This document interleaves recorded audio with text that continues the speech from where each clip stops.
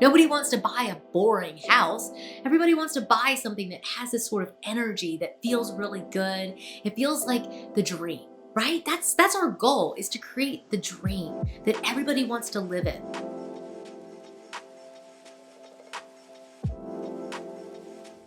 Hi, and welcome to the House of Valentina. I'm Valentina, and today I thought it would be a lot of fun to share some of my favorite styling hacks that you can steal from million-dollar listings. So whether you are planning on moving and you want to dress up your home and get some great tips for styling up your space to sell your home, or you just moved in, or you're just in your house for the long term and you want to use these tips to really give yourself that elevated, luxurious, million-dollar home kind of feel, I think that you'll find each of these tips not only really easy to apply, but also useful, and I hope that you will find them inspiring as you create these beautiful spaces all around yourselves, no matter where you are on the planet today. So if that sounds like fun, we hope that you will hit subscribe, give the video a thumbs up, and let us know down in the comments if you hope that we will share more of the million-dollar listing styling tips. Ooh, isn't that so fun? Okay, let's jump in. Tip number one is to clear the room. That's the first thing that I do when I am staging a home or we're getting ready to design a space. And sometimes it can be a little bit emotional because people typically are attached to their things. But what I found is that once we clear the room, people are like, do not put that back in there.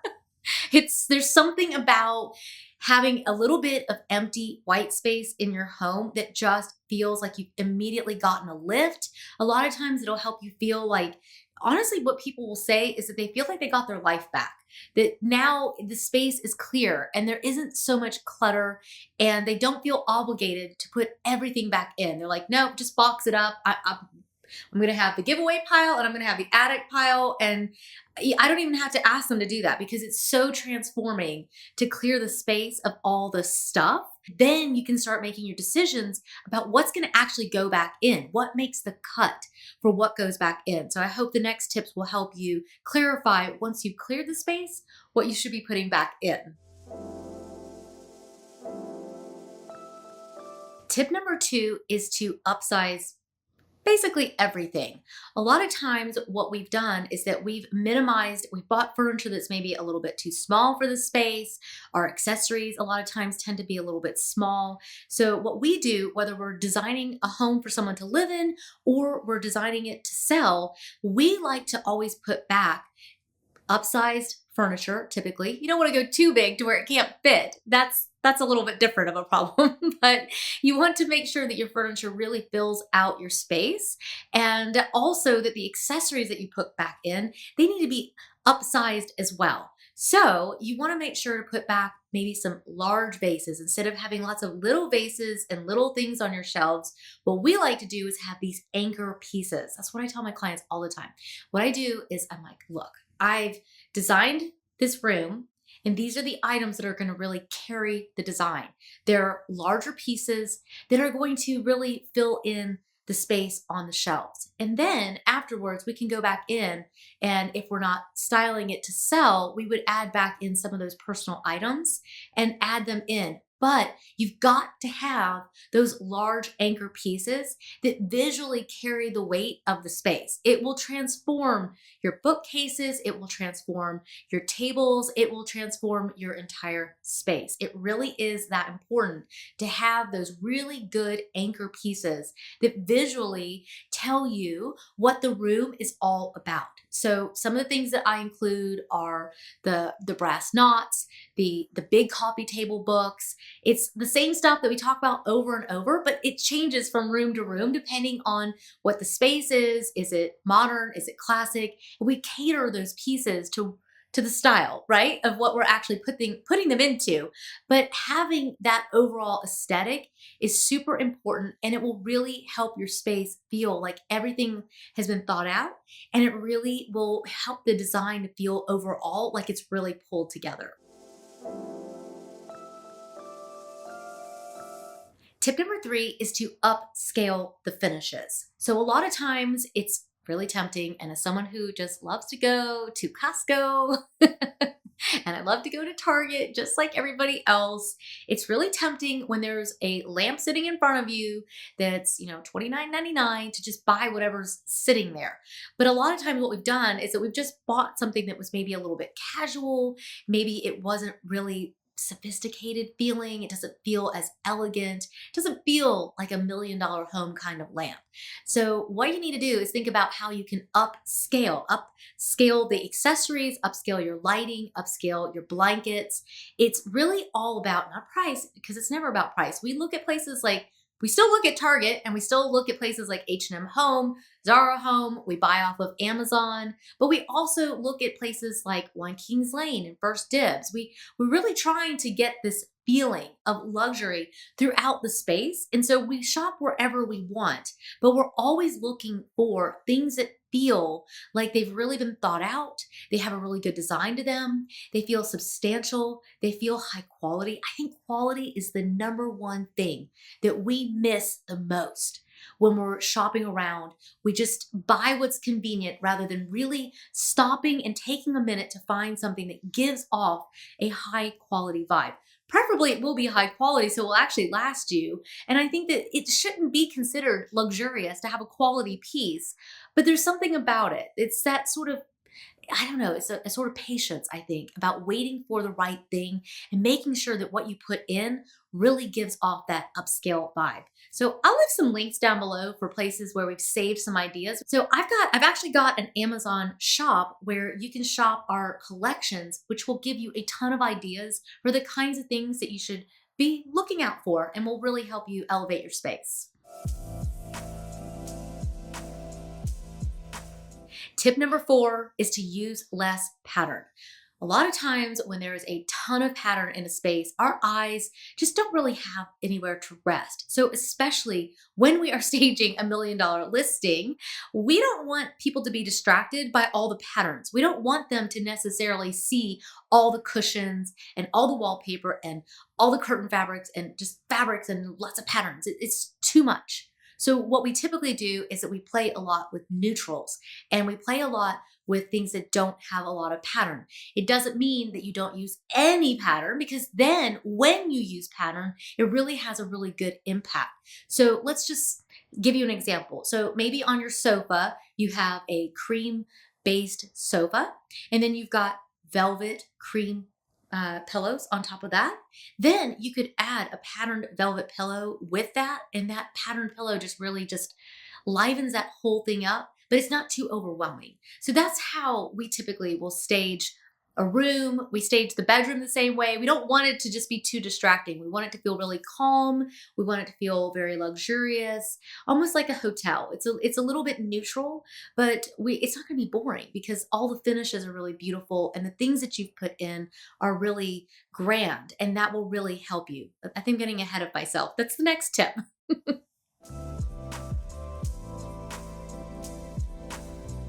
Tip number 5 is to create a focal point. So when you created this neutral base, you run the risk of the room being boring, which of course is the last thing that we want. Nobody wants to buy a boring house. Everybody wants to buy something that has this sort of energy that feels really good. It feels like the dream. Right? That's our goal, is to create the dream that everybody wants to live in. That's our job as the stager. And when you are coming to either shop the house or you're trying to steal these ideas and take them home to your own house, it's your job now too. So what I like to use is art as a main focal point. It can really dress up the entire space. And think big. Don't go too small on your art, because going big and going bold with your art, still being neutral in it, you don't want to have something that's maybe polarizing in taste. I think that can help the space just kind of come down a little bit. But yeah, beautiful, organic, abstract artwork, something that's like watery landscapes. Those are all really good options that really add a beautiful punch to the space and something that's really going on without competing with the entire room.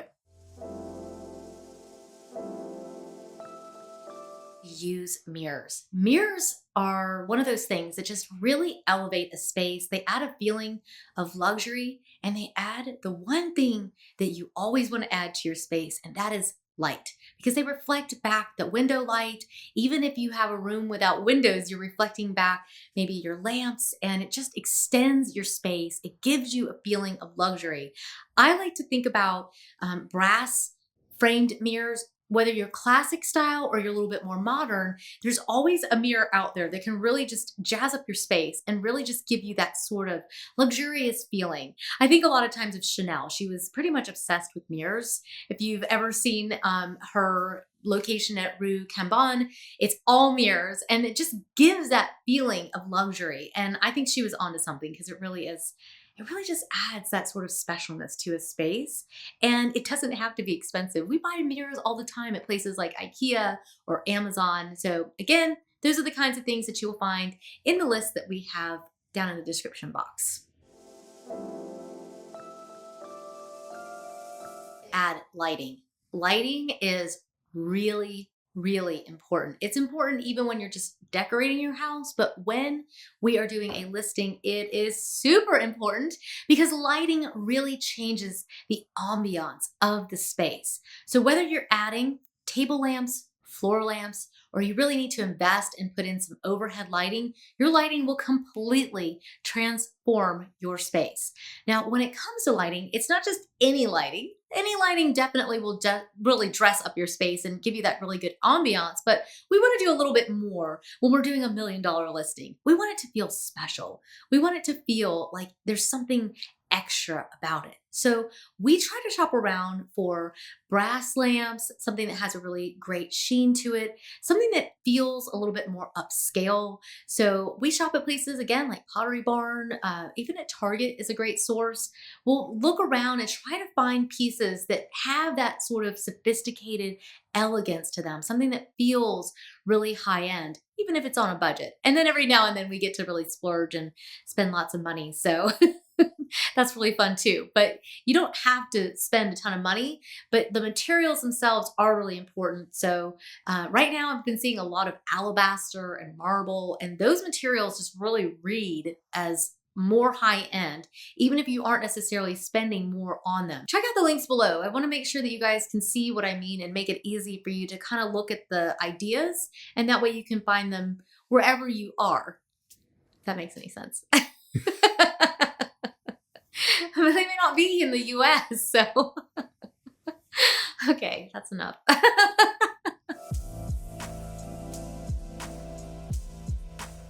Tip number 8 is to define the purpose of your spaces. We as stagers, we really need to define a space. That's the thing that we probably do other than like clearing the space and actually working on the space. The thing that we need to do, first of all, I should probably start with this one, honestly, is to define the space. Because how do you even know what the purpose of the room is if you haven't clearly defined what it is? So a lot of times how we do that is that we will talk about the activities that are going to actually happen in the space. So if a dining room like my own is now being used as an office, we'll talk through in the area that the home is being sold in, is it more useful for buyers who are coming in to see that this is an office, or does it need to be switched back to a dining room? Now, if you're not selling your house, you may not need to switch your room back to some other purpose, but you still need to define what the purpose of the room is, rather than having a hodgepodge of furniture that was left over and it's all kind of shoved into the space. I know, you guys are always like, don't look in this room. We just put everything in it. I know, it's fine. Everybody has a space like that where when you're in transition and you're trying to redo your spaces, a lot of times you'll just put everything in that spare bedroom or in a dining space and you'll get to it. Well, as you get to those spaces, really think about defining them. Think about the purpose and also define the space itself with things like the rug. That will really help you a lot. You'll anchor the space and you'll really define this is the room here. That can really be important when you have a really big open space. Defining each space with a rug suddenly gives you, it gives your mind a place to rest, and it tells your mind, this is the living room and this is the dining room. And I don't mean to sound like I'm being elementary here, but that's how our minds actually read a room. Like, we need somebody to tell us what we're supposed to be reading, because most people get a little tired after the first few sentences of a book. It's like, you better have caught my attention, right? So when you define the spaces, you're making it easy for yourself to really see this is the space here, this is this other space there, and there's not like a bunch of stuff in between. So you've got clear pathways between those spaces and clear definition to what they are, and that'll really elevate the overall feel of your space.